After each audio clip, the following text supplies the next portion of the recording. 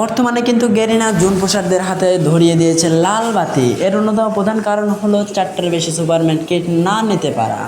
এই দুঃখ কষ্ট সইতে না পেরে অনেকেই দিয়েছে জুন পোষ ছেড়ে দেওয়া, বাট এখনও কিন্তু কিছু সংখ্যক জন পোষা রানিং জুন পোষ দিয়ে যাচ্ছে। এর পিছনের মূল কারণটা কি, চলুন দেখে আসা যাক এবং শিখে আসা যাক। এখানে আমার 3টা প্লেয়ারই ডাউন খেয়ে যায় এবং আমি সোজা এদেরকে রিভাইভ দিতে চলে যাই নিচে। বাট এখানে ফ্রি রিভাইভ হওয়ার কারণে আমি তাদেরকে রিভাইভ দিই না, তারা অটোমেটিক রিভাইভ হয়ে যায়।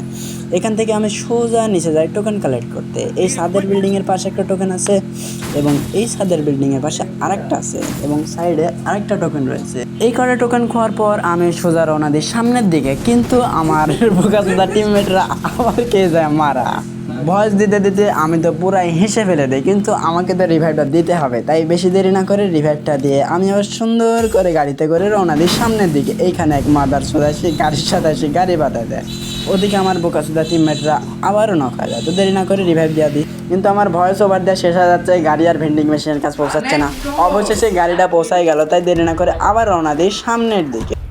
যেতে যেতে আমার গাড়ির হেলথ কম থাকায় এখানে এই গাড়িটার সাথে ধাক্কা খেয়ে আমার গাড়িটা ফেটে যায় এবং আমি ওদেরকে ভয় দেখা একটি মনস্টার ট্রাক অর্ডার করে সামনে চলে আসি।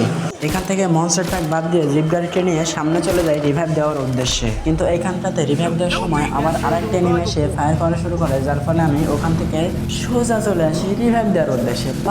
বাট এইখানে আমি অনেকক্ষণ ধরে জোনের বাহিরে, যার পর আমাকে জোন টাচ করতে হবে, তাই দেরি না করে আমি সোজা চলে আসি জোনের ভেতরে।